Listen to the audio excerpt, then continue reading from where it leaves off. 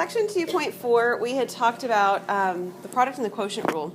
And we had gotten to the quotient rule, which looked like this last time. And we talked about how we take derivative and the original function, we combine each of them, and we do it in a certain way on the top, and then we write the denominator as the denominator squared. And we had done one example. This is the one we had done. And we talked about at the end how if we would have been able to reduce this, we would have done so, but we didn't have anything that would reduce in this particular one, so we were finished. Now this next problem that I'd like to show you here, the fact that this one actually says to use the quotient rule to do this is actually really important because we could actually do this problem without the quotient rule. We could actually write this as 3 over 5x squared, and we could write it as the 6x to the 1/2 over 5x squared, and we could actually use power rules to simplify this and everything. That would actually be a legitimate way to do the problem. We're going to use the quotient rule, but I would like for you to take a look at this one compared to the one we did last time, number 3. Number 3, we could not have done what I just suggested. We absolutely had to use the quotient rule. There's one other way we could have done it, but it wouldn't have been a power rule. We couldn't have done this ability. We wouldn't have had this ability to simplify it and use the power rule. What's different about this problem compared to the problem we're working right now? What is it that makes that issue not possible over here on 3, whereas it would have been possible on 4? Can you tell? 2 terms with the denominator. Yeah, and it isn't just the, well, it is 2 terms, you're right. It's the subtraction of the 2 terms, right? The fact that we've got 2 pieces that are actually separate terms, like you said, in the denominator. That doesn't happen over here, right? I mean, I have multiple parts. I've got a 5 and I've got an x squared both, but they're not separated with addition or subtraction. That's the kicker. And so I don't have multiple terms, like Nathan said, in that denominator. So as we're taking a look at this one, we actually could use simplification and power rules and things like that on this one. We're not going to, simply because the directions tell us to use the quotient rule. So let's remember where we were last time, and we're going to get started on this one with the quotient rule. How does the quotient rule start? G of x, which is the denominator, right, Micaiah? So we're going to take the denominator. And then what?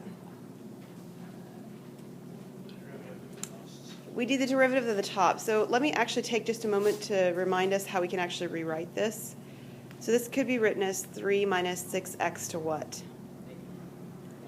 Positive 1/2, right. So that's the numerator sort of written in a power rule or a power perspective. So what is the derivative of that piece that's in red now?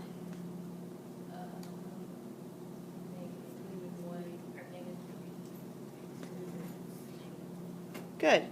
So the first 3 here, or the 3 in this expression, its derivative is 0. And then I have the negative 6 times the 1/2, which gives me negative 3. And then my new exponent is negative 1/2. And then the quotient rule has subtraction next. The next thing I'm going to do is actually write the numerator. And I'll write the numerator again in that power perspective, the one that I did the rewriting for in red, because we're going to be simplifying some things in a moment anyway. And then what do I multiply that by? The derivative of the denominator. So what's the derivative of 5x squared? 10x to the first, or 10x, right? So this one's 10x. And this is all written over the denominator squared. Yeah. And actually, that all of what I just did is the derivative of the quotient that we have right here. What's the derivative of the negative 2? 0. So we could, if you'd like, and I'll go ahead and write it here just so that we've got it written. This is actually plus the 0 here on the end, but you don't have to write that. But just to be aware that it's not that I'm ignoring it, it's just that we took the derivative and it's nothing. So it didn't actually change the derivative of the problem.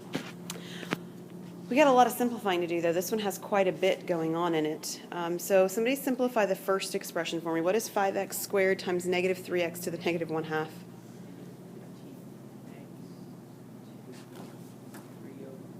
Very good, Brooks. Negative 15x to the 3/2. Is everybody good with that piece? Okay, the next piece I've got to do some distribution. And the other thing to remember, and this happened, I think we talked about this last time about your homework too when we countered the last problem, is this negative right here. It needs to make sure it distributes through as well. So the first term is actually going to be negative, and the second term is actually going to be positive. So I'm going to start out with a negative. Negative what? 30x, right? And then I have a positive what? Close. 3 halves, yeah. This is 60x to the 3 halves. I've got this x in the 10x times the x to the 1/2, so we add the exponents to give us 3 halves. Okay. And all of this should be written over the denominator squared, and because it's actually helpful to do so, that is, I've got a monomial in the denominator, there's no addition or subtraction, it makes sense to go ahead and figure out what is 25x squared. So what would that be? I'm sorry, I said it. What is 5x squared? 25 x to the 4th, right? We add, we multiply those exponents 2 times 2. Do you want us to simplify the denominator? Only if it's simple? So this is a good question, right? So there are cases where simplifying the denominator makes sense. On this one, it makes sense to do so, whereas on this one, it didn't. The difference is because on this one, we actually have it in factored form, right? Because it's written. And so if it's going to reduce, it would reduce in terms of factors. So this is the simplest way on problem number 3 to have this and to leave it written. Over here, it is actually simpler to go ahead and square it simply because it's a one term. It's a monomial, and that's why we're going to do it on this one. And we're actually going to see some pieces of this reduced here as well. Yeah, there's a 5 in everything that's currently up there. Before I do the 5, though, do you guys see some simplification in the numerator that we can do? Yeah, that negative 15 and that positive 60, those can combine because they're both x to the 3 halves. What will they combine to be? Yep, 45. So I've got 45x to the 3 halves minus the 30x and over the 25x to the 4th. Okay, so Zach already told us we need to take the 45, the 30, and the 25 basically and recognize they all have 5 in them. So let's do that. So 45 divided by 5 is 9. 30 divided by 5 is 6, and 25 divided by 5 is 5. Anything else they can all be divided by? Yeah, they all have at least one x in them, right? Most of them have more than that. But so if I take the x to the 3 halves and I remove x to the 1 from that, what am I left with? Yeah, I'm left with x to the 1/2. So I'm just going to change that exponent. I'll rewrite all of it in a second. If I take the 30x, which is now 6x, and I take the x and divide by x, what am I left with? Yeah, just the 6 that was there, so the x's go away. That part's gone. And then what about the x to the 4th? I'm left with x to the 3rd.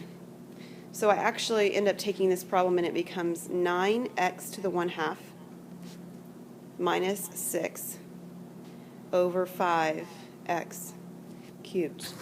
And now all my coefficients, 9, 6, and 5, don't have anything in common. And there's not an x in the 6th term at the end, so I can't reduce by any more x's. And that would be my final answer.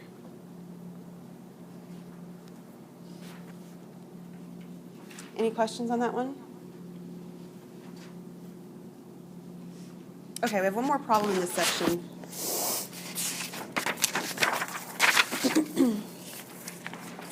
Paying particular attention to the details of the question. What is the question asking us to do here? Yeah, we need a tangent line. So when we're done, we're going to have a line. Our answer is actually going to be the equation of a line. So what are the pieces? I mean, we have an equation of a line that we keep using that looks like this. And there's 3 pieces here that I need to know, and I know one of them. Which one do I know? I know the x1 value. That's actually the x value I'm given right here. This is 1, right? What are the other 2 pieces that I'm going to be able to find in order to make this into an equation? The slope and y1. Which one would you like to find first? Slope? Okay. We could do it in either order. Just let me clarify. We just need to pick one. All right, so if we're going to find slope, we're working on finding that m value. How do I find slope? I do the derivative. So the fact that I need the slope tells me I need to find the derivative. And using this particular function to find the derivative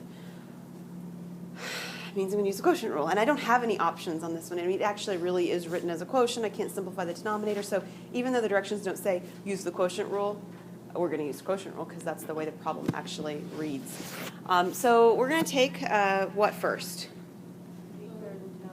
The denominator.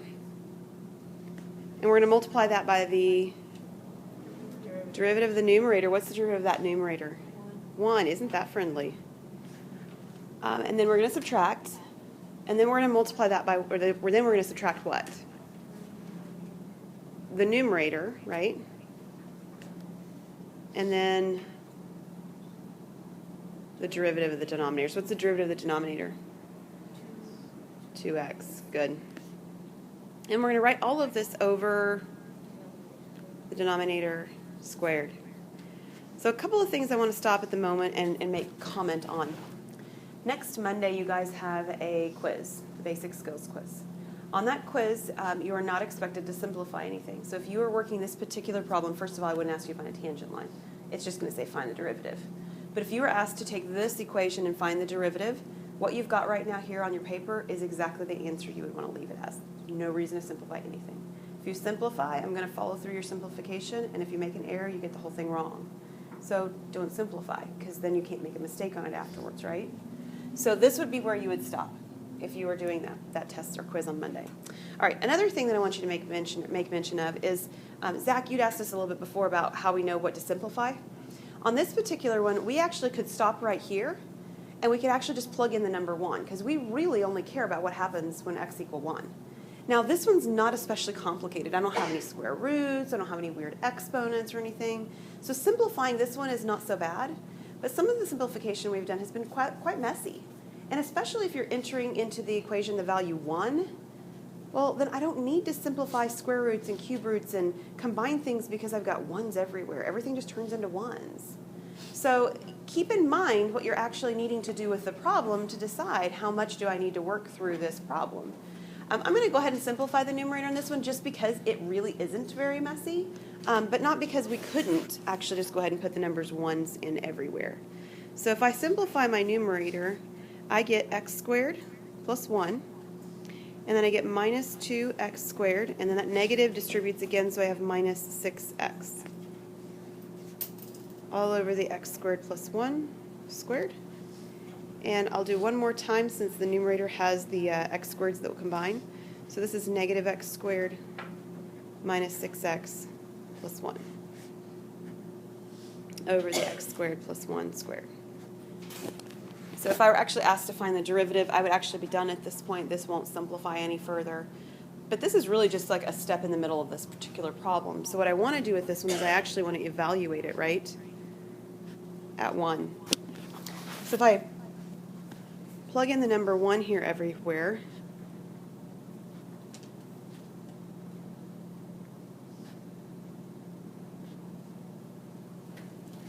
what do I have? Well, remember this negative out here in front is not what's being squared. It's just the one that's being squared. So this quantity is actually negative 1. This piece is negative 6, and this is positive 1. So what does the numerator become? Negative 6. The denominator, 1 squared is 1 plus another 1, and then squared gives me 4. And if we reduce that, it becomes negative 3/2. And what did we just find? The slope. Okay. I also need one more piece of information there, right? I need the y1 value, yeah. So how do I find y1? Yeah, we plug the number 1, that is the x value, into the original equation. So this is finding f of 1. So this is 1 plus 3 over 1 squared plus 1. So on the very top I get 4, and on the bottom I get 2, and 4 over 2 is 2. So my equation, which is what I was attempting to do up here to begin with, would be y minus 2 equals negative 3/2 times x minus 1.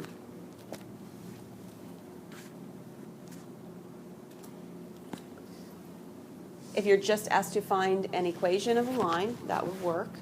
On the test, I will want you to rewrite it as y equals, simplified and so forth.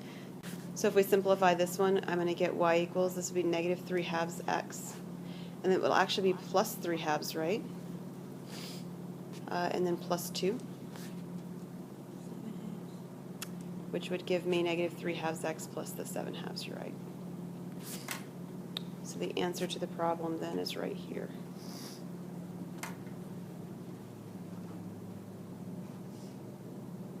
Any questions on that? It's okay? All right.